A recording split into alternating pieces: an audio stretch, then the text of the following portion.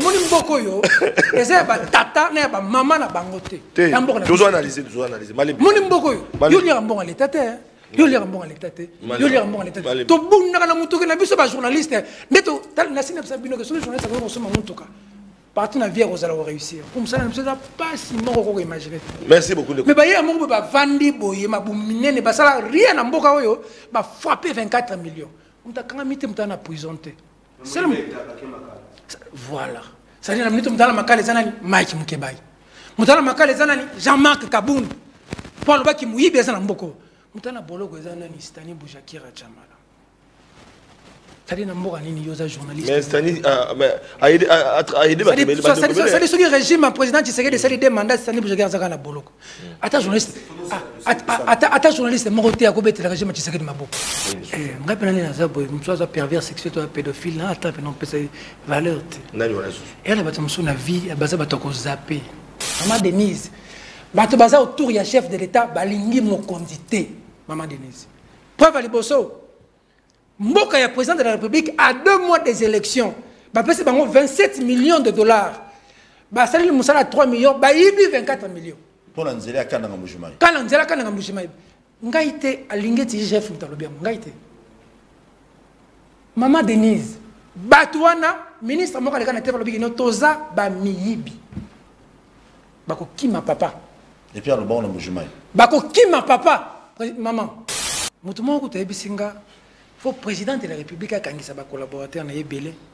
Bazumbonga Moïse Katumbi. Basa la campagne à Moïse Katumbi dans Nko. Comment ça? Ce qu'on constate les lots, cristallisation et information, c'est autour de qui? De Moïse Katumbi. Batouana va bandaki nano koyebisa biso. Que maïs ezate na Katanga pona nani? Pona Moïse Katumbi. Batouana ba yebisa biso que ceux qui guerre na est ezo silate. Et ça pour Moïse Katumbi azo tanga Rwanda te. Batouana ba yebisa biso que affaire mobondo bozo mona kuna main noire ya Moïse Katumbi eza. Batouana ba yebisa biso que ceux ba homologa stade de martyr te eza pour Moïse Katumbi afuta kimbongo. Et loko ezanga ba yebisa biso que bazemi bazotia ba basi na bango eza Moïse Katumbi. Ça dit que Batouana se balata visite le Rwanda. Équipe a besoin de déplacer, besoin d'avion au Félé, besoin de prime. Il y a un avion affrété par la compagnie aérienne rwandaise. Rwandaise.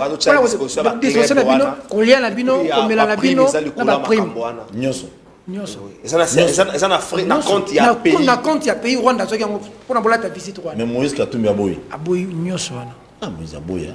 Asa seul club où il va beaucoup là ta visite Rwanda. Mike Mukebai. Et ça passe mingi. Na minute to zolo ba recours ko tana. Mon cours constitutionnel to bete la cour constitutionnelle lelo. Na zane belé ou ba pour la cour constitutionnelle. Mike Mukebai yo. C'est du cours constitutionnel Mike a côté ça requête ti lelo 6 mois. Ba qui par requête Mike ta. 6 mois dans cours constitutionnel. Et puis na dossier Chérubin au Kende ba tanga cour constitutionnel. Ba lo ba que cour constitutionnel ta invitera Chérubin. Après débat comment a comment na cour te. La cour a été essuyée, la cour doit être lavée aujourd'hui. Les gens ne se rendent pas compte. Nous qui avons fait la communication, bah Congolais belé le lot. Dossier moko bimi wa document bimi ya Stani. Bah le document ya Stani, muta bimi sa kengo, nous ka jana fika bimi sa document. Gouvernement le document les lokuta ya ner. Nakati ngeno bazolo ba ke Chérubin zaki na cour constitutionnelle après ba bomier. Ça dit cour le lot azala ba charge belé na mutu. Cour il faut se laver. Cour il faut se laver. Muta kufa comme les Chérubin au Kende nani porte-parole ensemble. Bras droit à Moïse Katumbi, à Koufa, Azalaka invité na cour constitutionnelle. Même cour où on a trouvé des solo dans les Kambouya, requête ya Makambouya validation Moïse Katumbi. Et les locaux on a bandé quoi pouvoir les locaux bazolo babipé dans moment ya Kabila, il y avait aussi des choses comme ça. Alors très bien. Le bien, Katana yo le bien aux alanga en face. Le bien, ce que pour les to bengana Kabila. Ce qui bango bakomi ko zo modèle ya Kabila. Peuple a réagi qui n'est pas Kabila. Peuple pas au Bengala Bango parce que to Bengala qui Kabila pour Bango ba ko sala différent. Mais Bango so ba sala ndeti Kabila. Bango ko so Kabila comme modèle. Ah donc c'est que Bango peut faire Bengala Bango ni to Bengala qui Kabila. Bozana président Seni Kassayen. Ça c'est Devos qui le dit. Président il y a Nicolas Kassa de financement Seni Kassayen. président ministre de la justice Kassayen, gouverneur de la banque Kassayen, président de la cour Kassayen. Bato la requête contre Moïse Katumbi bazami balé, bangon balé ba Kassayen. Ministre intérieur Peter Kazadi Kassayen. Ministre agriculture Kassayen. Bon, ça va. Chief Wadi, requête Yali Bosso Kassayen. Tiani Kassayen.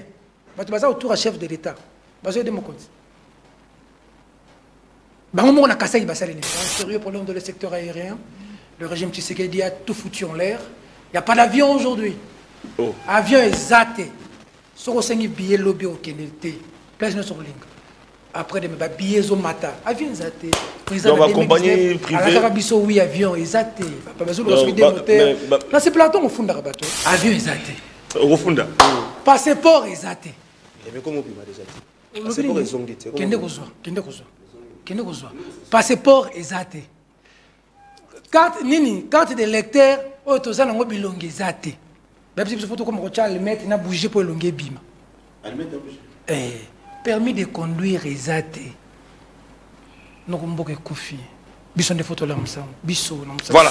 Bote na bande ko nyonso bozuli baku ya kolanda biso na tongo ya lelo tolobi ete makolobam ezali ebele na mboka na biso boyebi na otali actualité politique ya mboka ba kongomani nyonso bozwami libanda ya Congo bande ko na biso bozwami na kati ya 26 provinces ya République démocratique du Congo boko tala na bokebi makoleka na cour constitutionnelle boyebi ete maponami ya 2023 ba candidat déjà ba yebani na otali présidentielle 2023 élection présidentielle nenge to ba bande ko baladi ba candidat bazali 24 wana bazali retenu bande ko baladi na cour constitutionnelle to kozela toiba ekosuka wapi tolandi na bokebi na kolanda mana o Noël Tiani a déposé comme requête pour la invalidation ya candidature ya Moïse Katumbi bolanda kibino moko mai bazali ko reprocher na Moïse Katumbi na ngambo mosusu cette kukuni yepe akomeli cour constitutionnelle pour na kotalisa na o Italie mwana mboka Félix Tshisekedi Tshilombo to yebite ekosuka wapi pepe na ba candidat misusu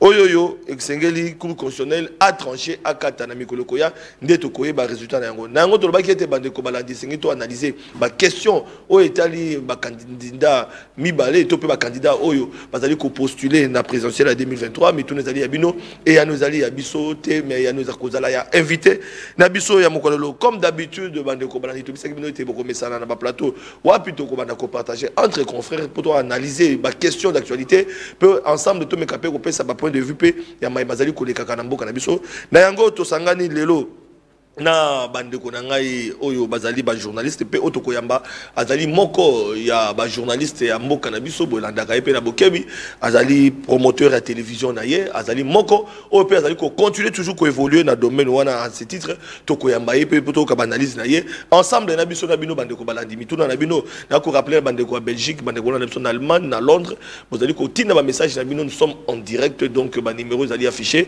boko comme na biso na WhatsApp bandeko na biso ba ko répondre na mituna na bino. Alors sur ce plateau tozali elongo na mwana mboka Paul Tosuwa mokambi ya télévision patron ya télévision oizalaki Wemsa TV lelo komi bakinwa balobi TV elongo na ye tokobeta biloko mwana mboka Paul Tosuwa na ko rappeler à part Mupanzi Sango zali pe candidat na maponami ya provincial na Masina tona se trompé boyi malamu mwana mboka Paul Tosuwa Papa Sentinelle bana funa bana lukunga nyonso bokanisa. Vous savez avant tout bande émission tout ça les vidéos mon na yeto zoseka ba journaliste akala ba BBC nzela na biso nzela ya ba journaliste de même aussi ba avocat ya kala pe ba BBC pe image ya ba avocat belé ba député peut-être ba défendre bon comme il faut té banani je crois biso to ko mema en plus au bande ko peut-être ba bosanaki ba talaki ba palissade ba talaki d'intérêt na bango. Je suis très content les lots de partager ce plateau ensemble na yo na bon biso na biso ba pandi sango yo zala une bonne chose bien que tout ça mingi penché na Italie mambo politique mais là toujours senga peke Kinois toujours qui n'a pas élection yeba occuper sa voix na nani parce que en 2018 on a donné les voix à n'importe qui à tout le monde et aujourd'hui la plupart déjà besoin regretter surtout na Italie ba député provincial à Kinshasa il fait la honte ba député provincial na biso botinde la patron na bino botinde ba patron na bino ba vidéo il fait la honte na masina. On a des problèmes sérieux aujourd'hui. Mouta lobi la marché de la liberté à Zalaka sous-souté. Et ça va pas y aller. Bah moi comme la marché de la liberté, bah je lis un bon, bah je kabola du matin au soir. Et je qui m'a amené, je qui m'a mawana. Lobby qu'on a dans une année, marché de la liberté on a et comme même à table étalage on a turbo ça n'a besoin de coufa. Le problème est assuré. Na niveau tchang on a. Mais gestion totale, Là je ne peux pas au quand me reporter le bilan. On tient et puis après mission les gens vont appeler, vont me menacer, vont apporter plainte. Oui. Au marché, député provincial, bah, gérer le marché de la liberté avec c'est comme ça. Comme justice, c'est ça, union sakine, bah, boulé. Donc, ceux qui ont décrié le roman pour la gestion du marché de la liberté, on a bon, là, je ne sais pas. Non, je ne saurais pas. Oui, député provincial. Oui, mais on va les citer au moment opportun. Parce que le comité de gestion a déjà composé, n'a délégué à la député provincial. Surtout, Magambo est la sécurité, la machine, n'en parlons même pas. Donc, voilà, Ndeko soit toujours rappelé que patron, il y a télévision, Wemsa télévision, et comme il est là, Bakinoa, Balobi TV, merci beaucoup d'avoir répondu dans le plateau. Il y a entre ma confrère journaliste, pour analyser ma question d'actualité par rapport à la situation dans le cas. Alors, Ndeko Trésor Kalafa et plateau de vérité, DGA, plateau de vérité, et les Kakanaba télévision, Congo télévision, Kinactu télévision, Nabanzi, moi ma chaîne partenaire. La Congo c'est Kinactu, voilà. DGA, plateau de vérité, oui madame. Nini Soussou. Moi, na faculté, il y a droit, babenge de maître. Na faculté, na biomètre, na biomètre, babenge déjà docteur. Honorable. Botika, mais en fait, les Congolais ont plus de titres. N'a pas fonctionné. Comment vous expliquez que IGF a un service chargé à communication? Sur le temps que IGF a un service, et ça parce que tu as molobeli. Il y a service où on a un titre chargé à communication. Il y a service. Il y a pas mal de services dans ce pays au monde à bloquer. Donc, tout le monde a pensé un titre. Merci à l'exercice. Mais ma chose spéciale, la bande de Konyoso, en prison. Je me pose encore des questions. Pourquoi Barnabé Milinga a continué à en prison? Je ne sais pas. Est-ce que peine naïe, à ta peine naïe, s'ilité, mais ça n'a pas tout sous qui reproché fait un peu plus grave que Barnabé. Pourquoi Barnabé continue à être en prison? La dernière fois, on a en prison à Monaga, c'est vrai, on a mental à ma casse, mais pourquoi Barnabé continue à être en prison? Pourquoi pas requête à Mike Moukeba Bazou cours constitutionnel à 50 jours, pourquoi pas requête à Mike Moukeba cours constitutionnel à traité en côté? Pourquoi requête à Mike Moukeba cours constitutionnel à traité en côté? Je préfère faire la bande comme Balana, Poani Barnabé. Oui, Stani Boudjaki rappé. Bon, il faut que ça norme ici Kanango. Ce qui norme exacte, merci beaucoup na bande quoi Régis. Stani Boudjaki rappé. Ce qui norme exacte, makamo belé ko dira. Nengo tambola na Kinshasa. Mike Mukeba be bozolanga nengo tambola. Nengo tambola. Mike Mukeba yewana. Donc pourquoi requête na cour constitutionnelle zo oumela? Pourquoi ils ont oumela? Est-ce que encre pour na mwina bani za ko papier zo ezate mikolo mbonga encre ezate pour na osala sisi? Est-ce que encre ndezo zanga? Merci beaucoup. Donc ça va ba question bande ko na sous salikamo. Est-ce que le général, le commandant à ville province ya Kinshasa, commandant la police est satisfait na temps à sali? Il a aujourd'hui plus de 100 jours, je peux dire. Est-ce qu'il est satisfait dans Moussala? Biloko Hôtel de Ville et Pekisaka, notamment Camion et Kumbaka va vécu là-bas. Il y a une circulaire Hôtel de Ville interdisant Camion et la maison. Tout le monde sait que ça cop. Parce qu'il n'y a aucune preuve de paiement. Il n'y a aucune preuve de paiement. Il y a 200 000 preuves à paiement et à police. Général parce qu'il et Koulouna et Zongi Makasi partout. Ce qui est un problème, c'est que c'est un bon côté. C'est pourquoi je suis là. Ce est sécurité dans Kinshasa. Donc, général, c'est merci beaucoup, Bétan, famille.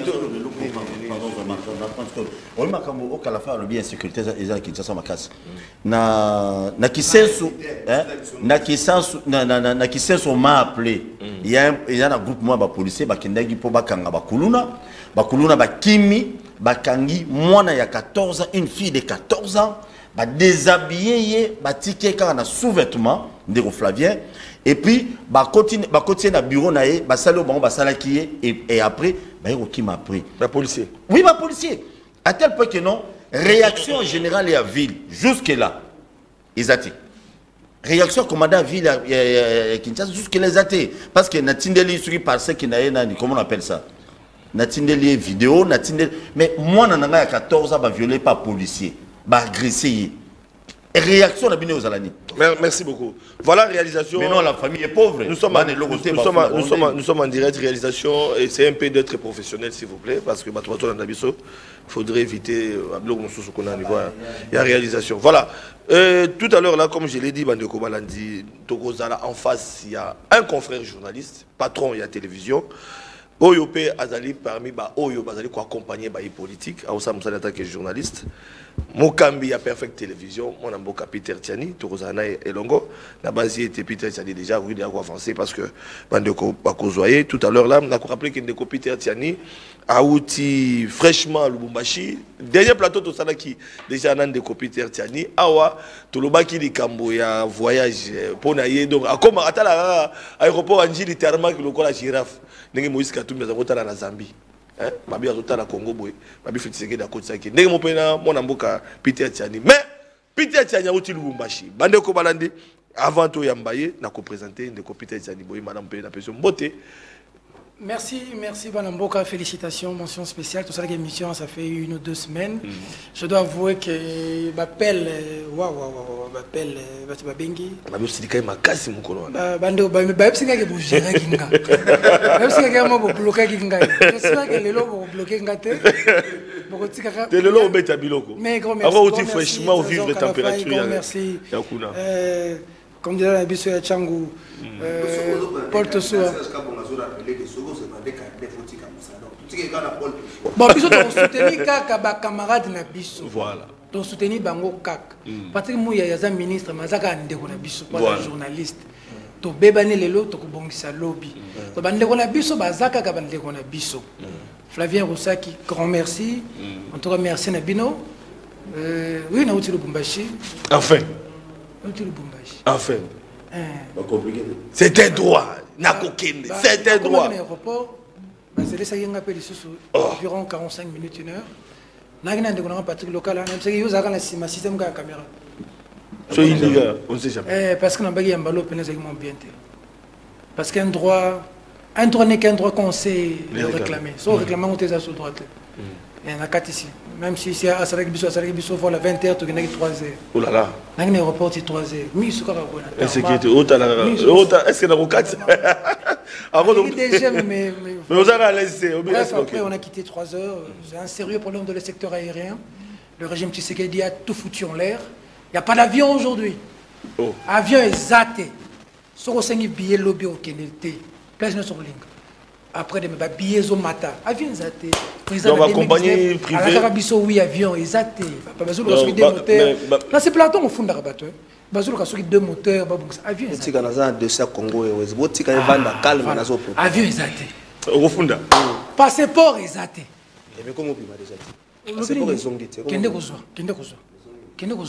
Passeport est zaté. Carte de lecteur, autoza nango bilongi est zaté. Même si vous faites comme le mettre, il a bougé pour le bima. Permis de conduire exaté. Nous avons Koufi. Bisson des photos là, voilà. Ndeko Peter Tiani de retour. Voilà. Nous avons rappelé. Avant de faire l'imbisa, on lobby les gamons et bandes de tout ce thème. Yangonga, il faut n'aller à Kassobenga. On a comme un lobby, mais le lobby là, non, ce que tu as dit au début, tu as touché mon cœur. Sa dimension spéciale. Mon image qui m'kebaye.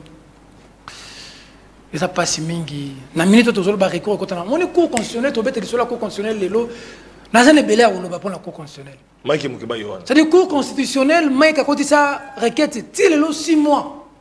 Ba qui par requête Mike ta. 6 mois na cour constitutionnel. Et puis na dossier Chérubin au Kende ba tanga cour constitutionnel. Ba lo ba que cour constitutionnel ta invitera Chérubin. Après débat comment a comment na cour, la cour a été essuyée, la cour doit être lavée aujourd'hui. Les gens ne se rendent pas compte. Nous qui avons fait la communication, bah, quand on l'a belé le lot, dossier mon bimi ou document bimi yastani, bah le document yastani, nous t'abîmes ça qui nous avons fait bimi ça document, gouvernement le document les lokuta il y a un air nakati ngino bazolo bake Cherban zaki na cour constitutionnelle après ba bomier ça dit cour les lois azala ba charge belé na mutu cour il faut se laver cour il faut se laver mutakufa comme les chérubins au kende nani porte-parole ensemble bras droit ya Moïse Katumbi akufa azala ka invité na cour constitutionnelle. Même cours où on a trouvé des solutions dans les Cambouya, requête ya Macambouya validation Moïse Katumbi. Mais na zone ke bayi atika na cour voya. Maza mobali. Biso to pona nzela ya pasi. Nzela ya boloko, nzela ya cimetière. C'est difficile parce que deux fois ma femme n'aime pas que je dise ça à la télévision. Mais c'est un état d'esprit. C'est des choses que nous allons affronter. Non pas pour que Moïse Katumbi devienne président, mais pour que quelqu'un qui peut nous diriger puisse être en mesure de donner aux Congolais la valeur qu'ils méritent. Tant que tu as 27 millions de bungi. 24. Mais 3 millions qui déjà. Ça dit que si ça dit non fâché les lobos ko gérer ngate zéro na oh so prévenir les lobos gérer ngate ça dit que moni mboko yo eza ba tata na ba mama na bangote nous analyser moni mboko yo lira mbonga l'état yo lira mbonga l'état yo lira mbonga l'état to bunda na mutuka na biso ba journaliste neto na sina sabino que sur journaliste ko soma mutuka partout na vie aux allons réussir comme ça ne pas si moko imaginer. Merci beaucoup. Mais bah hier mon ba vandi boye ma boumine ne ba ça rien na mboka oyo ba frapper 24 millions. On t'a quand mité mutana prisonté. C'est le voilà. Ça dit na mité mutana makale zanani Mike Mukebai. Mutana makale zanani Jean-Marc Kabund. Paul Baki muyibe zana mboko. Mutana boloko zanani Stani Boujakira Chamala. Journaliste. Mais Stani a aidé ça dit le régime président qui s'est décidé de mandat Stani Boujakira Zagana Boloko. Attends journaliste. Attends journaliste Moroté a cobé le régime qui s'est décidé Maboko. Kaya Stani journaliste mieux. Mais il a beaucoup communiqué pour les. Ça dit Kaya Stani Boujakira biso tout communiqué. Kaka pona Kaya Stani j'étais un journaliste que bango nyonso. Na boyeb c'est journaliste article 14 il y a déontologie na biso. Éthique et déontologie c'est biso solidarité. Ah, nous Stani Boujakira Bakangia Sani. Mais n'oublie pas. Stani Boujakira Bakangia Sani. Avant d'oublier. Un journaliste aujourd'hui. Stani Boujakira Bakangia, Yeb Sanga Sani. Oui, c'est ça le problème aussi. Balobi Stani Boujakira, tu la directeur à presse présidentielle. Place à Outana Yebakate. Tomba Flavien Labino Bozo Bundana Félix. Ça y est, ça là quelque part, c'est pas. C'est pour ça que Yebi place à Outate. C'est une précision détail. Nayebi place à Outate. Omoni Eliezer Tamboy. Omoni Eliezer Tamboy. À certains sur la position na Yengai. Le long a CP la position Eliezer Romozo. Mais la dernière minute. Au moins, mieux vaut tard que jamais. Pour ne pas master Nangai. Eliezer Tokembi na régime Tshisekedi. Papa Tokembi. Mais Moutou Moko Baye na TV directeur à presse présidentielle, nous avons suffisamment d'éléments que Stani Moutou à ça qui article la Jeune Afrique. Abimsi c'est créer instruction. Stania Robima. Stania Salé Loroté. Personne n'a dit que c'est. Azana Boloko, injustement. Voilà, merci beaucoup. Faut pas libérer. Voilà. Akobima. Merci. Il a tout mon soutien. Et enfin, est-ce qu'Adel a maladie? Est-ce qu'Adel a maladie? Dans le bac Nabino Awa. Salomon est malade. Dernière vidéo, voilà, merci. Des médecins ont attesté aujourd'hui qu'il. Je ne sais pas s'il y a des choses que je dois dire à la télévision. Non. Il y a des choses et des situations et des réalités vitales dans la vie de Salomon qu'on vous retrouvez à sauter. Je répète aujourd'hui à la télévision. Non, on ne peut pas trouver comme ça. Secret à mon il est des choses dans la vie de Salomon qu'il ne pourra plus retrouver. Le mal est profond. Il est très malade. Le mal est profond. Merci, Peter. Le pouvoir passe. Ça dit, Moninga, la sala boloko, babrakangai. Nalingana ngapena daye nzamba boya, barosi bakenda. Mogoto tikango eloko ezate. Peter Tiani, merci beaucoup. Toujours kota na maman na dikambo oye evandisi biso mokolelo. Enfin, 24 candidats na la présidentielle en 2023, entre autres Mwanamboka Moïse Katumbi, Balobi Batata Mponyo, Délice Sanga, Mukwege, Mwanamboka Félix Tshisekedi, Basamo Ebele, Noël Tiani. Mais deux questions dans l'ingui tout le lelo parce que tous les journalistes tout réfléchir. Tout l'année cette Kikouni, au père Kouti requête dans la Cour constitutionnelle. pour na kolobela été moi na mboka fait Tshisekedi na élection les cas qui azalaka na combo ya voilà ce qui est là voilà merci il est candidat président et puis avec azalaka candidat président na maponami il y a 2018 atalisi à l'endroit moi na mboka fait Tshisekedi était Tshisekedi abengamaki Félix Tshisekedi na élection il y a 2018 mais maponami oyoyo Félix Tshisekedi comme Antoine Félix Tshisekedi Chilombo. Non, non, Tshisekedi Chilombo Félix. Touro est comme Tshisekedi Chilombo Félix Antoine. Voilà, précision détail. Alors, comme on a été débat, il faut pas valider Félix Tshisekedi dans la présidentielle. Moïse Katumbi, dengue mon copain, Moïse Katumbi a continué toujours à douter de la nationalité de Moïse Katumbi et que Tshisekedi va arriver. Alors, des questions là. On peut préciser. Noël Tchane a dit. Moïse Katumbi na information on dirait azouaka nationalité mususu au-delà de la nationalité congolaise attendez nationalité jusque là parce que la nationalité congolaise est une telle nationalité alobi azo douter non il faut tout ça précision il faut pas comprendre ma Noël Tchana alobi te azo douter nationalité d'origine à Moïse Katumbi alobi azouaka nationalité mususu c'est-à-dire la nationalité congolaise une exclusive donc il y a celle qui nango peut-être pour des raisons d'affaires ou des raisons mususu azouaki nationalité. Merci beaucoup bon éclaircissement alors Peter nous sommes devant un débat où le bâtiment soit analysé le mandat on va réfléchir yo kanisi boni merci na motuna émission minene besoin na bâtiment subutanga ba comboter nini sous car je suis très mal placé à parler des pervers sexuels et des pédophiles. Oh nini sous ngai pena nina za boy mso za pervers sexuel to pédophile na ata pena pesa valeur te nani wana sous et la bâtiment na vie baza batoko zapper on mso za chômer au lo musala. C'est pas tes élèves dans l'oba, tu as l'oba. Je ne crois pas qu'on s'abatte. Tu as l'oba. Non. Na koloba. Tu me disais tant que je l'oba. Eh, on peut empêcher la télé. Le roi a nommé Mayele. Na loba. Moi, on n'a pas sauté le bité. Tu gères un bogate. Sauté le bité. Quand la faille mboga zo kende faux. Nous mboga zo qui faux. Kota kota la matière. Ça dit que les tous aboyés. Carburant et mati. Mboka zo kende faux noko 3200 mboka yeke faux so carburant mati il y a de l'incidence yo yimaka mokuto kutu yo ko pesa ba question te pour le bango l'émission incidence c'est ça là ndenge carburant mati transport et komata biloko et komata la verbe élection je vais y arriver ngai naza d'avis que il faut que constitutionnel tika bande réunion so bakende élection. Après la biso Félix Tshisekedi a fachi béton à quelle élection. C'est requête à 7 qui connaît fondé ou pas fondé les a pembé pour l'angai on a ngam na loba dossier ça oiza problème ya Moïse Katumbi et yebani nepsa ki bino na émission leki tout c'est Moïse Katumbi mutumo ko tebisinga faut président de la République a kangisa ba collaborateur na yebele Bazumbonga Moïse Katumbi, ça la campagne à Moïse Katumbi dans le Comment ça? Ce qu'on constate, les lots, cristallisation et information, c'est autour de qui? De Moïse Katumbi. Batouana babanda ki nanu ko yebisa biso. Que maïs ezate na Katanga pona nani? Pona Moïse Katumbi. Batouana babisa biso que ce qui guerre na est ezo silate. Eza po Moïse Katumbi azo tanga Rwanda te. Batona bebisi biso ke affaire mobondo bozo mona kuna main noire ya Moïse Katumbi eza. Batona bebisi biso ke so ba homologa stade de martyr te eza pour Moïse Katumbi afuta ki mbongo. Eloko ezanga bebisa biso ke bazemi bazotia ba basi na bango eza Moïse Katumbi. Sikoyo lelo etozolo baboy.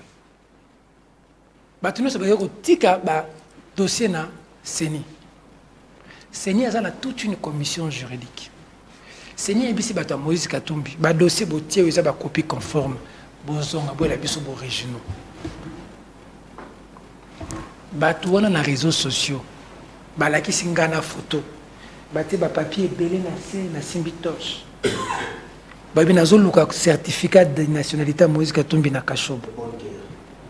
Oh, moi je suis le plus fort dans la vie, ce n'est pas celui qui sait seulement frapper, c'est celui qui a la capacité d'encaisser. Moi, je suis sportif.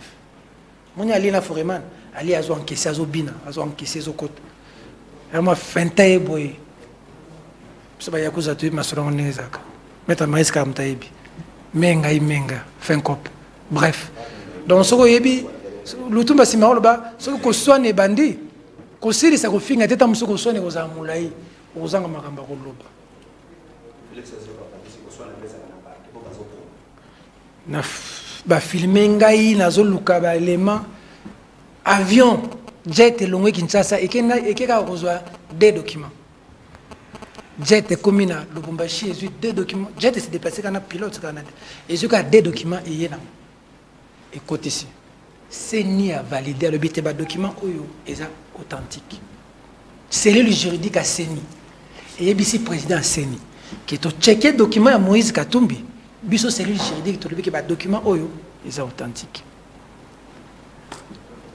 Denis Kadima aye ko ba publiquement que ba candidat oyo ba déposer ba document pa na biso to yambia ba document na bango nyonso eza conforme na ibisa kibino awa que batu wana basuki wana te ba bemisi so kadiosha na ibi kadiosha na uta kuna na ibi masola kadiosha bien o ibi kadiosha za lokuyo oseki o ibi lokuta ça descend na batu babulaka lelo to beta laboratoire ezani kadiosha lelo ezani kadiosha le photo beta mukwega zo homosexuel kadiosha le photo beta Peter a tout qui m'a chéri bien à 14h ba vendre la bango pena des gens qui sont habités par les mensonges ils savent là où ils vont finir ba beti kadiosha tambo Flavien aux journalistes aux na belema nyos j'espère que bomba te na TV to bomba te ba to wala malobi tambo mwamba aboya a récusé un certificat de nationalité. Nous avons pas dit ça.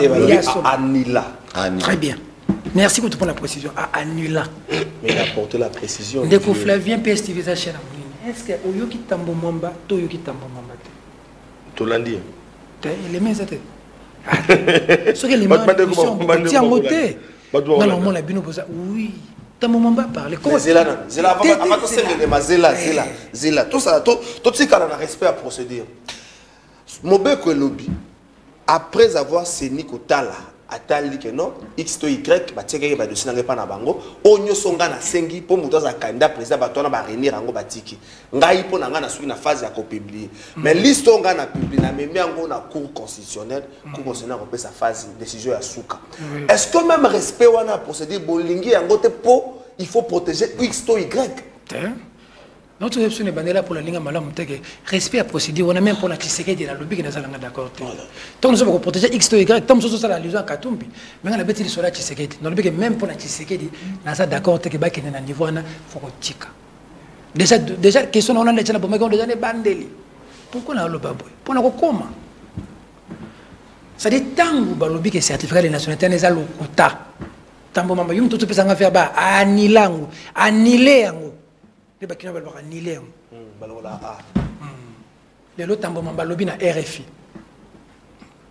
relé na ba média na biswa électé congolais na ba média na biswa oza ngabe yango super league muni super league o mazembe o beta bigolo ba boya kolata aboya kolata visite Rwanda talaka mazembe et il faut dire hein déplacement d'avion ba frais ba prime ba joueur paiement non ba visite Rwanda falo la tapona kozwa. C'est en termes de millions de dollars. Moïse Katumbi a boui. On a évalué. Ça dit que Batounio se balade à visite le Rwanda. Équipe ça besoin déplacer, besoin d'avion au Félé, besoin de prime. Il y a un avion affrété par la compagnie aérienne rwandaise. Rwandaise.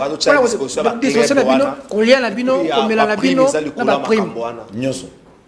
Ça na frais na compte ya pays. Na compte ya pays Rwanda so yango pona bolata visite Rwanda. Mais Moïse Katumbi aboyi. Aboyi nyoso wana. Ah Moïse aboyi. Asa seul club oyo ba boko lata visite Rwanda. C'est un club congolais. Moi, j'ai demandé au ministre, il faut tout ça mention spéciale Kambango, tout comme ça le Kambango, moi, Makasi, parce qu'il y a eu. Vous êtes sûr que ça va se faire? Non, j'ai demandé au ministre, tout ça le Kambango, pour moi, débat exactement Makasi. Il faut tout ce qu'on a esprit, tout ça, on a besoin de tina Congo, tout le monde qui batika makam na biso. Voilà. Donc ça veut dire que Moïse Katumbi a boya. La minute où Moïse Menenga s'est déplacé, Tina Moni a gagné, Tina ba prime. 17 Moïse. Tina ba bloqué, Mazembe pas bête na Lubumbashi te, a keko bête na Tanzanie ma a gagné. Moïse. Tu as constaté que ils se sont déplacés, ils sont arrivés mardi. Le match fallait bêter mercredi. Mais Mazembe Sengi qui va bêter le jeudi. Pourquoi? Parce que le joueur fallait pas payer. Parce que tout est perturbé. Ceux qui vont bêter dans le Mazembe. Ndé ba hôtel les umbongo, ndé mboka zuba taxe, mais ba bloquer mon ministère quand l'esprit encore. Et puis Mazembe les là sont bon té. Ministère a fini bana Nicolas Kazadi avant là. Mazembe ça c'est le club à bon té. Parenthèse. Le club les bon. Vita, les rings, parenthèse. C'est Vita, les clubs ne se bi, qui n'a pas compétition faut que les gouvernement du Sambo. Bamsou des par match, n'est pas niveau par match $500,000. Mazembe Zoango soutient Banda Nicolas Kazadi comme on a pouvoir. Parenthèse fermée. Mais je reviens maintenant à ce que nous disions à la Cour constitutionnelle. Balobi que certificat de nationalité, on a Israël qui m'a dit Tambo Mwamba, Lelo à 4 débats. Alobi, Ngamu tu n'appelles ça Katumbi certificat de nationalité. Nanila Yangote.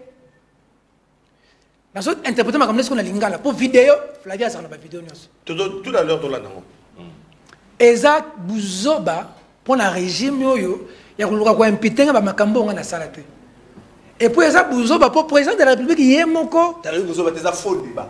Tu n'as pas la lingala. Tu as un faux débat. Tu n'as pas la lingala. Buzoba. Faux débat. Sur le président de la République yom to pesa Katumbi passeport congolais. Yom to ba ke Katumbi aza congolais de kono bosalel makambo. Comment yom lelo comme on dit que Babylone a boyé Salema. N'a pas si yo toli président de la République Ngatambo Mamba.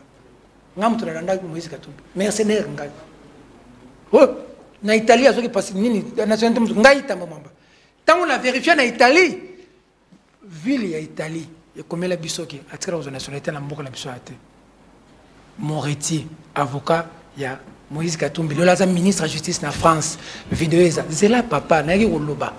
Vidéo eza, Flavia zana vidéo. Toujours dans la vidéo. Ça dit que nous toujours sur la lelobo. Dossier à certificat de nationalité Sili. Voilà. Na minute dossier à certificat de nationalité Sili. Ba bimisi dossier musus. Moni on peut tout dire de Perrault. Ngai na sana point on a d'accord na Perrault et Perrault c'est Perrault Loire. Perrault Loire comme et bon le roi na Perrault Loire na TV na habité Perrault. Donc yo ne ko comme l'exil au cas où si aux camarades nga. Donc nenga ndekwaza na pasi sana exil na sana kisasa nenga zobeta babonga na poto na yamba bokechu vile nga bokechu to yambana babisanga ko yana Kinshasa tena bagi na ko ya bana wanga na bakama Perrault c'est mon ami. Perrault est allé en exil parce qu'on avait porté plainte na Perrault na nanga par un ministre ngana hier on a kisasa Perrault qui exil l'homme dans payer les prix à régime c'est ce qu'il dit pour toi mutumo Perrault était gérable ngai pasi na ngai et ça ton Perrault asala mutumo ko boya seko ka ya mona psaka pasi na ngai et Perrault c'est ce qu'il faut savoir Perrault a bêta ka so Perrault lobi li kambo 80% ma Perrault lobi za yeso Perrault lobi que deuxième na minute a sali moni Kadiusha certificat de nationalité Koufi ta momamba uti ko bomango lelo bake ko sala document na DGM na biso que Moïse Katumbi a visa d'établissement en 2003 document bake ko lobby la butu bakabla Perrault esalaka bake ko soit déjà na DGM Perrault ko tanga na biso batango batango bake ko tika déjà document na Cour constitutionnelle na minute donc likambo ya certificat de nationalité obelukolaki Moïse Katumbi na minute et quoi et comme document mo faut ta DGM pour ba ko déposer ngo na cour quand tu bakanga seulement pour likambo mundukiti et le munduki zapi ça dit aux mona nga Congo voilà souffler voilà toke na ngamba réalisation bana TV za doté to landa élément oyo bazotalisa nationalité topé ba question liée na nationalité Moïse Katumbi topé na ba document ba certifié ou pas bolanda kuna na réalisation bande ko bana TV za doté. La République démocratique du Congo, où à moins de 2 mois de l'échéance présidentielle, Alexis Tambwe Mwamba referme le débat sur la nationalité de l'opposant Moïse Katumbi. L'ex-président du Sénat, ex-ministre de la Justice sous Joseph Kabila également, assure dans une interview exclusive accordée à RFI avoir délivré un certificat de nationalité congolaise au candidat au scrutin du 20 décembre prochain. Un certificat jamais annulé, dit-il. Pour Alexis Tambwe Mwamba, c'est un faux débat. Il est au micro de Pascal Moulégois. Sur le cas de Moïse Katumbi, je voudrais dénoncer l'hypocrisie nationale sur cette question de la nationalité congolaise. Je n'avais pas de preuves qu'il était italien. J'ai eu des dénonciations. Par la suite, Moïse Katumbi a pris un avocat célèbre, Dupond-Moretti, ministre français de la Justice, qui a fait parvenir des documents disant que la commune de résidence ne lui reconnaissait pas la nationalité italienne. Donc pour moi, c'est une page tournée. C'est absolument une distraction de soulever cette question. On est dans un faux débat. Je pense que le président de la République lui-même qui avait ordonné qu'il fallait donner à Moïse Katumbi son passeport. C'est le président de la République lui-même qui avait dit, mais il avait été gouverneur du Katanga, comment peut-on lui contester la nationalité congolaise? Il ne faut pas embraser le pays en sériant les personnes qui peuvent se présenter. J'en ai fait un problème à un moment donné en tant que ministre de la Justice, mais aujourd'hui je considère que ça serait totalement immoral d'opposer à Moïse Katumbi le fait qu'on ait dit à un moment donné qu'il avait une autre nationalité. Pour moi, il faut laisser Moïse Katumbi se présenter. Les propos d'Alexis Tambwe Mwamba, la Cour constitutionnelle congolaise doit encore statuer sur les 24 candidatures validées par la commission électorale pour le premier tour de la présidentielle qui aura lieu donc le 20 décembre. En réalité, le pouvoir a tellement peur qu'il se présente à ces élections que non seulement il a fabriqué de toutes pièces deux affaires, mais il lui a infligé, pardonnez-moi ce verbe, une nationalité italienne à laquelle personne ne s'attendait. Je rappelle tout de même pour l'anecdote que dans les procédures dont je viens de parler, il est congolais. Congolo-congolais, hein. Pas italo-congolais, congolo-congolais. Et alors on nous a sorti cette histoire de la nationalité italienne pour exciper du fait que quelqu'un possédant la double nationalité ne peut pas, selon la loi qui est celle de la RDC, se présenter à l'élection présidentielle. Alors, je vous avais dit que je le ferais, et je l'ai fait, nous l'avons fait. Nous avons adressé, tout ça naturellement est à votre disposition, parce que d'aucuns ont été instrumentalisés par le pouvoir, évidemment, qui communiquent tous azimuts. Alors je vais essayer d'être clair. Nous avions indiqué que nous adresserions une lettre à la commune di San Vito dei Normanni, ce que nous avons fait. Très précisément, elle est à votre disposition dans quelques instants. Nous l'avons fait le 9 juin 2018. Elle est naturellement en italien et on demande à l'autorité administrative italienne si M. Moïse Katumbi est italien. Et nous avons obtenu une réponse. Préalablement, qu'il me soit permis de vous dire que on a vu circuler sur Internet une réponse des services administratifs de San Vito, qui en réalité est une réponse des services administratifs de M. Kabila, parce que c'est un faux. C'est un faux qui nous explique que M. Moïse Katumbi est italien. Ça a circulé un peu partout, ça a semé, je conçois bien volontiers, le trouble, et nous avons obtenu une réponse qui est à votre disposition dans quelques secondes, en date du 17 juillet 2018, et je vais vous lire cette réponse parce qu'elle est traduite, et elle n'est pas traduite de n'importe quelle façon, elle a été traduite devant un tribunal, et vous verrez que la traduction porte le sceau et la signature du procureur de la République de Milan. Alors voilà la réponse, je vous la livre.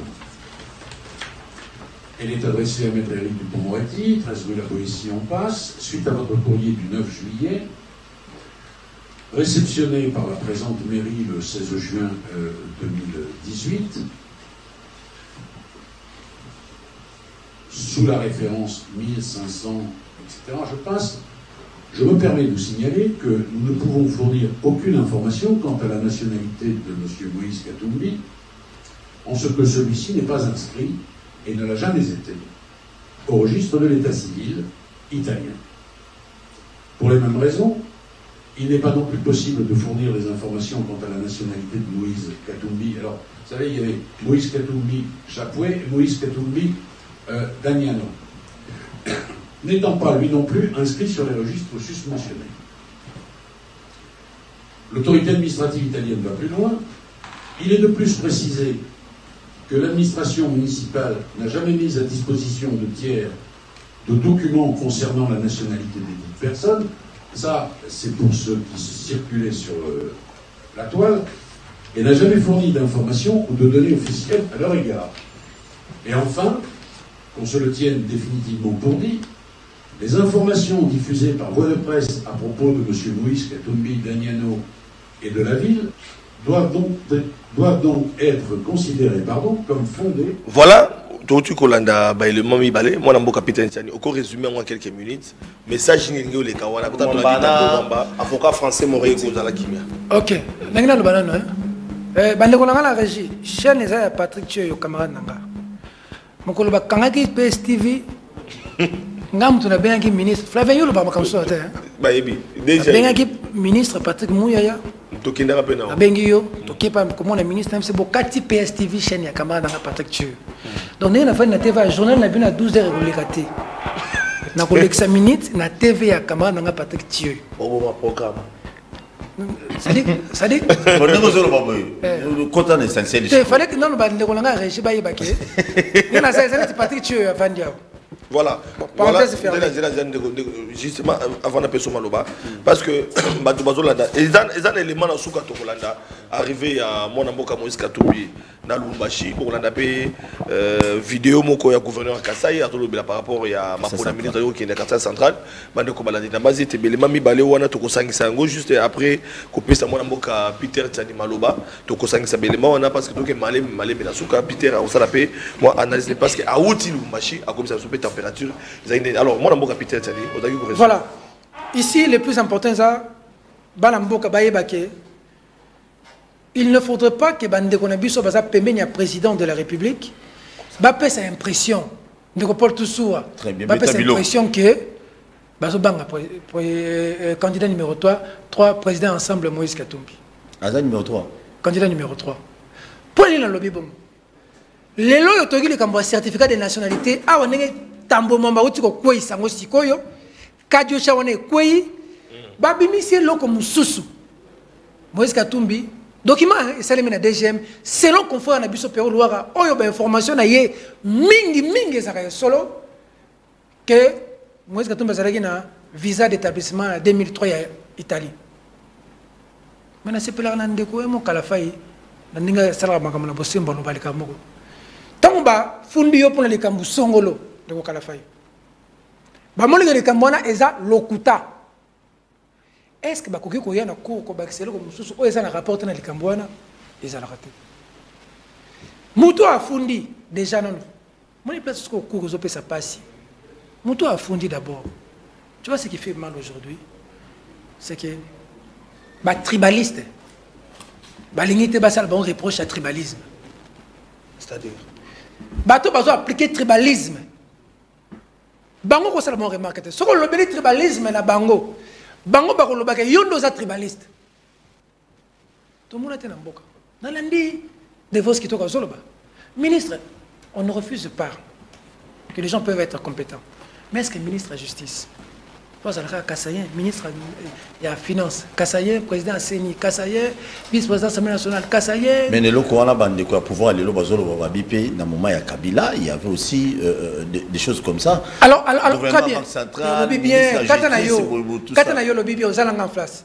lobby bien ce que pour ni to bengana Kabila ce qui bango bakomi ko zo modèle ya Kabila peuple a réagi ça qui n'est na makambo na pas Kabila peuple pas ko bengana bango parce que to bengana ki Kabila pour bango ba ko sala différent mais bango so ba sala ndeti Kabila bakomi ko zo Kabila comme modèle donc c'est que bango peut faut bengana bango ni to bengana ki Kabila voilà mon to balobaka bongo pour basana Peter en face c'était bozana président CENI Kassayen ça c'est des voix qui to qui le dit président il y a Nicolas Kassa de financement CENI Kassayen président ministre de la justice Kassayen gouverneur ya banque Kassayen président ya cour Kassayen bato la requête contre Moïse Katumbi bazami balé bango balé ba Kassayen ministre intérieur Peter Kazadi Kassayen ministre agriculture Kassayen bon ça va Chief Wadi requête ya Liboso Kassayen Tiani Kassayen bato baza autour à chef de l'état bazo de mokonzi bango moko na Kassayi basali nini na Kassayi mboka na bango moko parce que biso to ça va congolais mais to otaka net ngana za kino né à Kinshasa, grandi à Kinshasa, na melaka na Bandal, na melaka na Gombe, na melaka na Bon Marché. Na ibi mo ngala mo na Kimbuta Chango. Ah, na kanisi de Komadilu. De Komadilu Jano. Pour la za Kinois. Ah, les léopards. Quoi na za Kinshasa? Mais na za Congolais. Comment bino bato place moko kaka? Ce qui biso to le bien contre un tribaliste. Ce qui Mukeba le bien akoti boloko. Ce qui Daniel Sef le bien bolandi ya batami. Mais gouverneur moko ya cassé central. Le bien tient les mains. Il va propos à tenir. Total. C'est tout. Alors bien total. C'est la cassé central, seul moko chama koluna Tshisekedi musu ko mekate. So meko zo makamna yo. Na mboko yo so osali o lobeli tribalisme.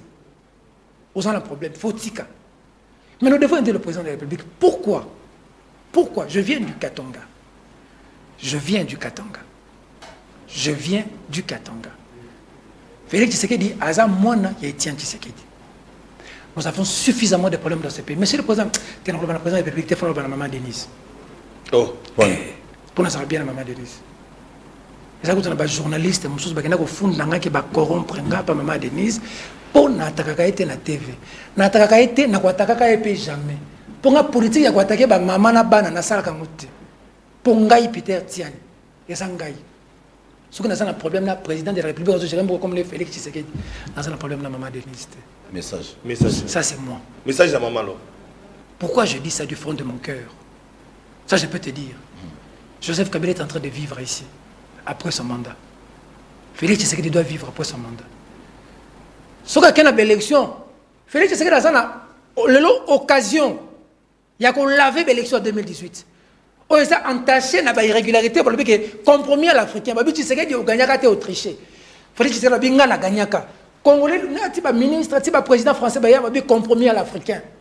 Oh, il a gagné à le président de la République, il a un moyen, il y a qu'on lavé l'élection en 2018, en 2023, qui a organisé de bonnes élections, à BTP Moïse Katumbi. Et l'avait président Paleki. Il ne faudrait pas épais cette impression que le Moïse Katumbi est imbattable, affronté, il faut qu'il soit de côté. Pour message à collaborateur et à président de la République, et merci pour le plateau pour Pessingaï. Président Félix Tshisekedi, la TV, dans mon vidéo sur les réseaux sociaux, le président Félix Tshisekedi, au Salakanini, au Vivakandengeni.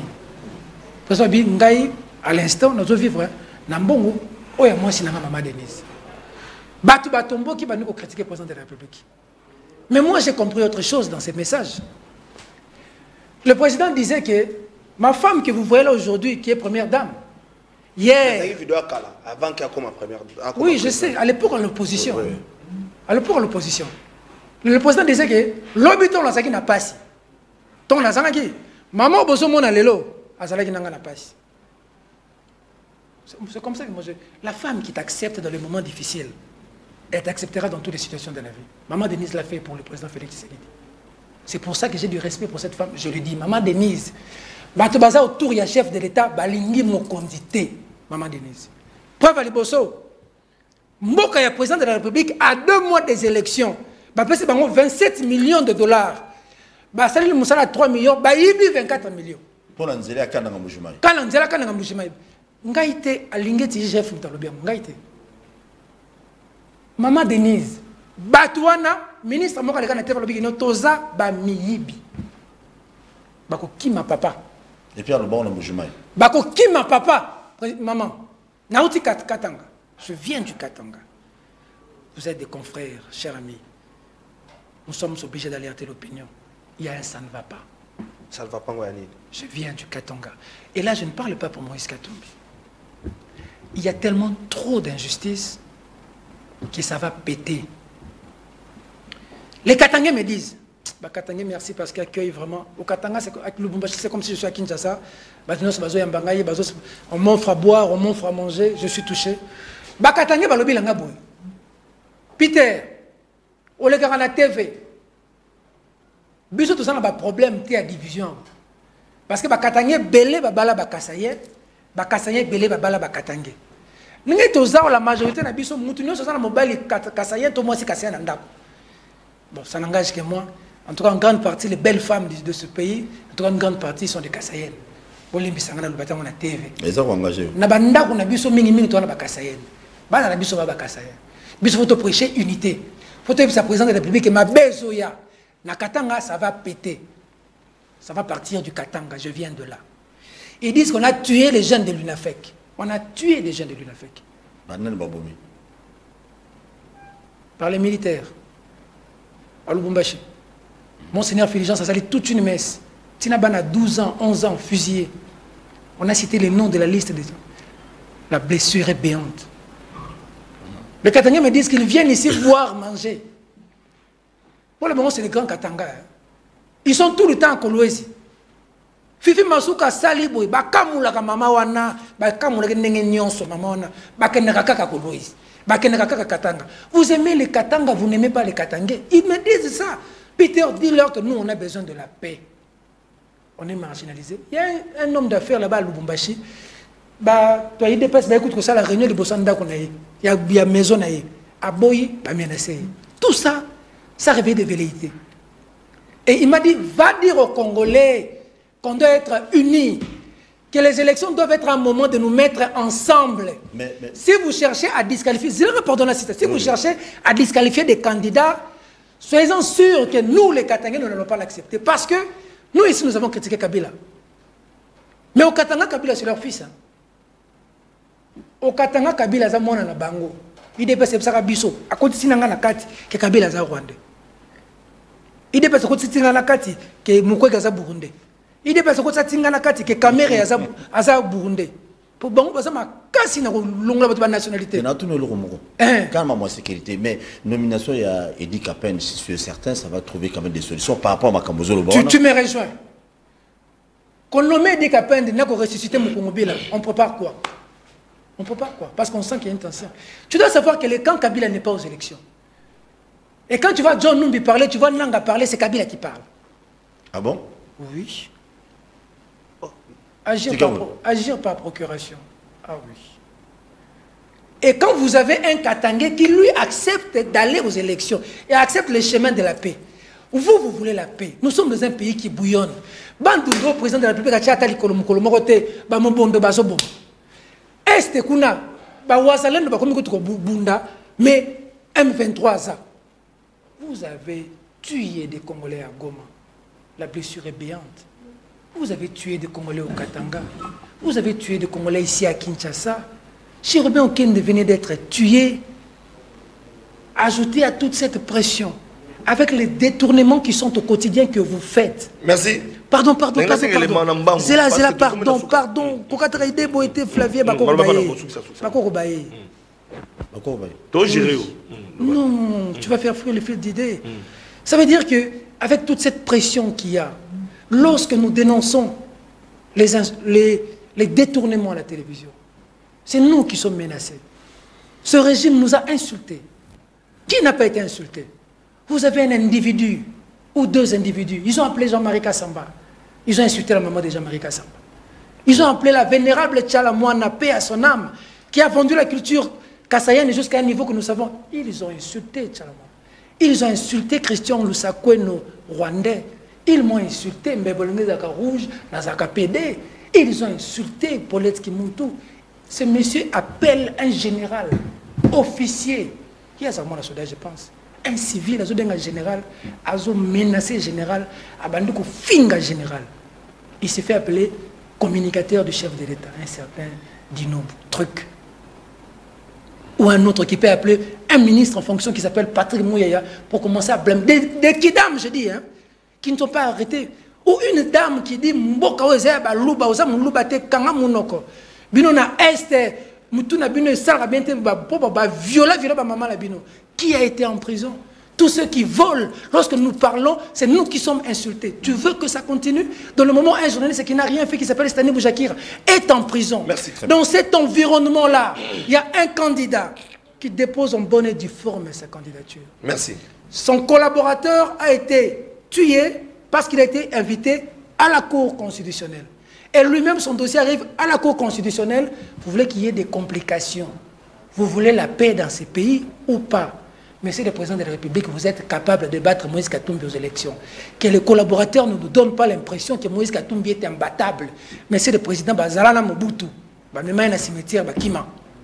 Bazalana Raïs, pesa lettre d'engagement, signature, deux fois dans Batirimiti, Bantabana, même à Kingakat. Bazala le lote, Mira Kabila Babouki, Tobuni Bamote. Bazana yo. Monsieur le Président, Bautika yo. Bazala place Mbong et Zalaka. Merci beaucoup. Voilà.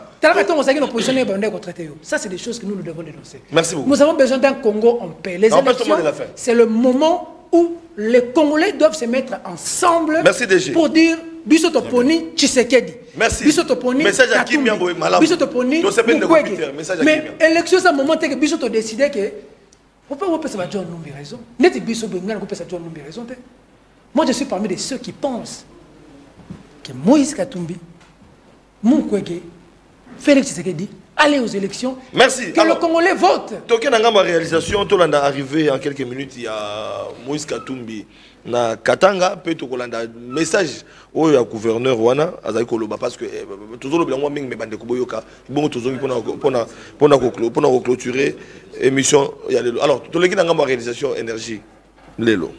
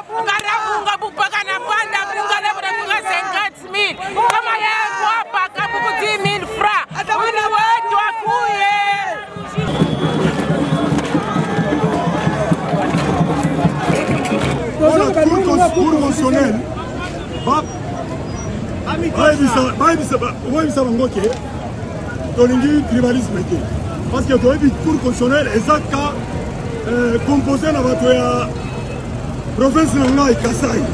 Tu as vu biloko wanate. Biso nyonso toza ba Kassai. Oui oui, naza Kassai, lui ils n'avaient pas adhéré ces sanga. Donc naza moto ya lui ça. Tu tribalisme. Voilà.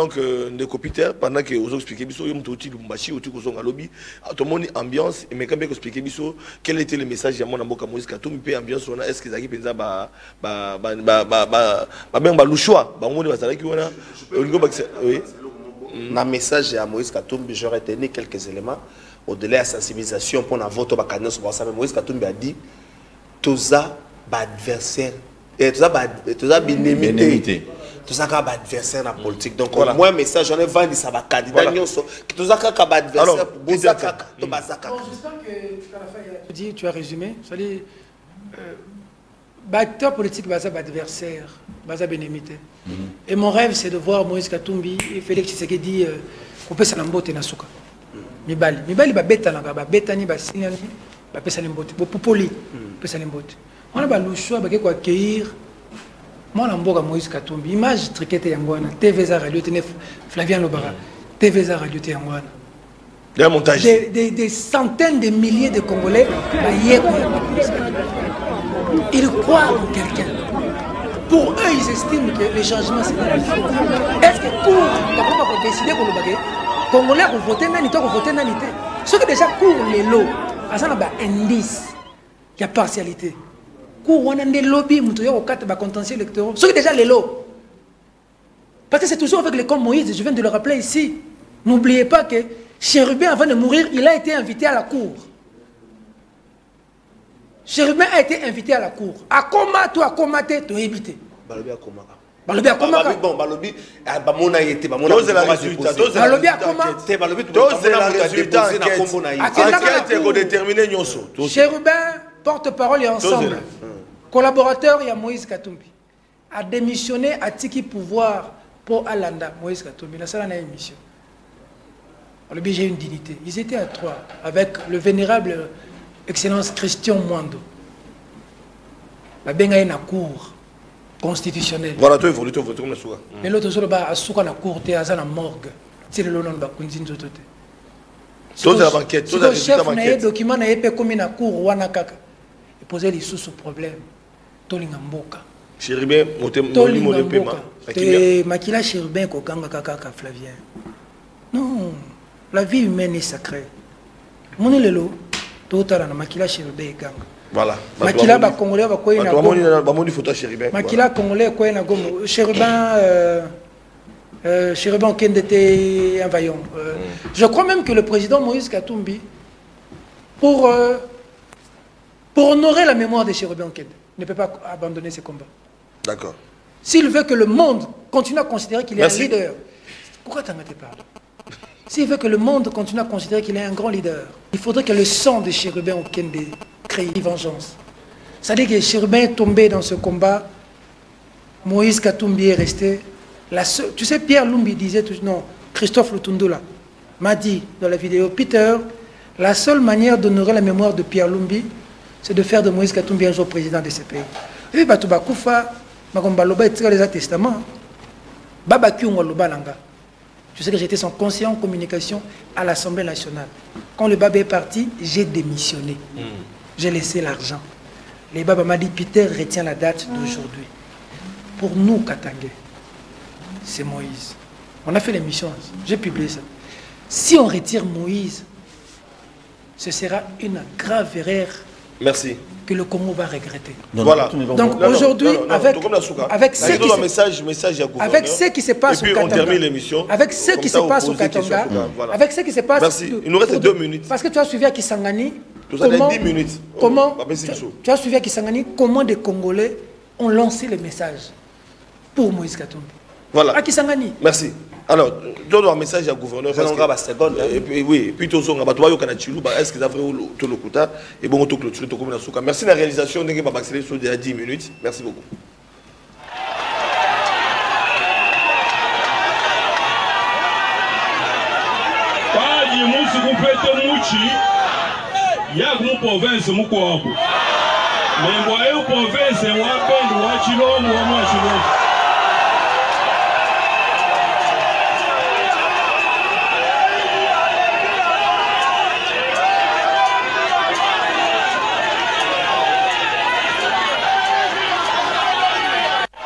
Voilà, tout le monde gouverneur à Kassai. Alors, moi, je suis capitaine Tiani, Tokoumi, parce que parce que émission Sili. Oui, émission Sili, il y a tout le monde déjà Mikoussi. Il y a les bosso, Batunion sur tout le monde, il y a une mobilisation, c'est le qui était pour nous Moïse Katumbi. Parce que l'État congolais va boyaki, Mazema Beta dans Lumbashi. Est-ce que la mobilisation est qui payant?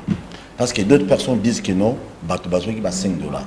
D'autres personnes, l'émission de Salaki, Batou Moussou va bien ils ont dit. Et deuxièmement, Peter Tsani, un journaliste. Et monsieur Sili, papa? Oui, et Sili. Olanda Moïse Katumbi, pourquoi? Au défendre vraiment bon voilà, merci beaucoup. Voilà, il y a les bossos. Il y a les bossos, tu as le message. Arrête ça, s'il te plaît, mon cher. Tu as le message. Parle, tu as le côté. Journaliste, ça va comment rouler là, on pose la question. Moi, monsieur, qui toque, on est ici là. Bon, dès que ce que Moïse Katumbi paye ça $5 la bateau. Attends, Moïse Katumbi, quand ça, on goûte ma santé, là, on goûte ma robe, ma maquillade. Ah! Il faut pour les gens, quand ils t'aiment, ils t'aiment. Quand quelqu'un t'aime, quand une femme t'aime, avec ou de sang de l'argent, alors il faut te le bon, on a une maman de Nézando qui peut faire les Tshisekedi. Ce que nous avons la vie à l'ingénieur. Pourquoi on peut Moïse Katumbi? Moi, j'ai fonctionné avec beaucoup d'acteurs politiques. Paul Toussoua. Ah, tu es papa Tshisekedi. C'est les leaders maximum, c'est l'esprit supérieur. Moïse Katumbi a emmené des gens derrière Papa Tshisekedi. Papa Tshisekedi a dit à Moïse Katumbi, si j'avais un collaborateur comme toi, je serais déjà président.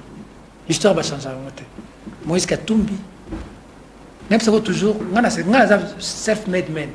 Nous avons 2 minutes. C'est 1 minute. Si on a le parcours à Moïse Katumbi, même si on a une photo bête tour, la loi pour la pêcheur, Moïse Katumbi a souffert. Les gens pensent qu'il est né avec un diamant dans la bouche, c'est faux. Un pêcheur. Na musala mbisi suki belende tsinga na Lubumbashi azali kola camion ayote ka mbisi abokela butumbisi Moïse Katumbi na katanga yozo bakatanga mlika Moïse Katumbi basidika po ba moni ninga azali kolo suki bazobetanga de solo suki belé ayote ka mbisi alonga de $100 ti akoma na million ya sala ngona pêche Moïse Katumbi bazaki na société na kamoto yo ba kamoto en 1997. Cette société avait un chiffre d'affaires en 1997 de $400 millions. Moïse Katumbi a ma belé, ferme Futuka. Azuma, donc, tiki maï, a aussi ma belé. Azana plus de 50 km d'hectares de maïs. Azon liesa, Katanga, na ma belé. A une politique comme gouverneur. Bah, autorité nion sur l'époque, dont le plus expert, Vital Kamerhe. Abi ba gouverneur na ba ministre. Bon longwa pa place boza. Boya koye ko la gestion. Merci. Ne be ka ko mo katanga. Il va poser la question malamu. Tu as si ça fait 2 minutes. Comme côté Rosa contre 30 secondes. Ça dit Moïse Katumbi prend la province du Katanga où on payait les gens $30 et $50 comme on paye des gens à Zambie ici à Kinshasa. Tirelo yo yebi obundela kango ba libanais na ba ndema bossa ba ndeko na biso. Même na pas une victoire. Quel côté na ba ndeko na biso bazo souffrir. Ba ta police judiciaire. Mais tu vas bien voir si on te voit quand bisona pour les magistrats. Ils étaient en grève récemment. Oui. Mais ta police judiciaire. Agent du parquet. Agent du parquet. Agent du parquet, mon boy. Ake ko kanga mutu na chango. Na fâché. Ake ko kanga mutu na chango. Moussapi kangami ba finir Moussapi na porte. Il a tellement crié qu'il s'est chié dessus. Cet agent est allé à l'hôpital. L'église on a bakangi batunyo son église pas magistrat. Magistrat na parquet en Djili Kouné. Après un temps, le magistrat a tenu $200. Après quelques jours, Abimisi Batuta a tenu l'argent à $200. L'agent n'a pas pu se soigner. Cet agent-là est mort. On ne sait même pas l'enterrer. Un autre agent, agent du parquet, a sali accident à remorque Moutou et Panzani. Famille Naïtikali. Ils ont marché sous le président Félix Tshisekedi. C'est-à-dire que tu as maintenant quelqu'un qui avait dit à Lubumbashi, ça il y a $16 à $100. Moïse Katumbi a quelque chose qu'il faut reconnaître. Tout ce qu'il touche change. Regarde aujourd'hui les stades du Congo rejetés. Mais à merci beaucoup. Regarde aujourd'hui, le club est obéta. Merci. Tu sais là, et dans les airs, et dans les airs pour la Tunisie. C'est là que Moïse Katumbi na Tanzanie. Dans le stade. Chez les Tanzaniens. Pas foutre avec la billette. Non, non, c'est la fin de l'émission.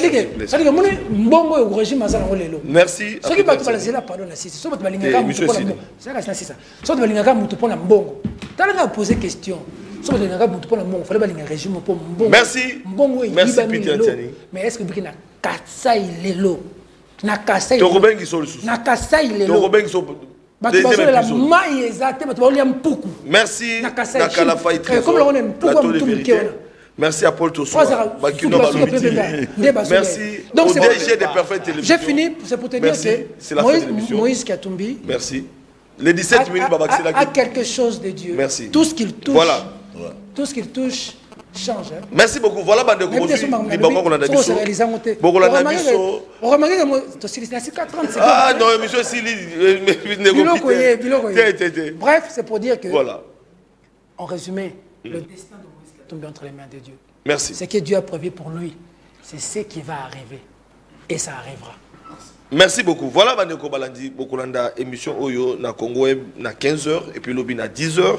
Bakino Balobi TV, Bokolanda Yango, Lelo na 21h, puis na rédivision de na 19h30, na PES TV, puis Bokolanda Yango, na Perfect Télévision. C'est même Bimba. DG Bokolanda Yango, na Nyota Télévision.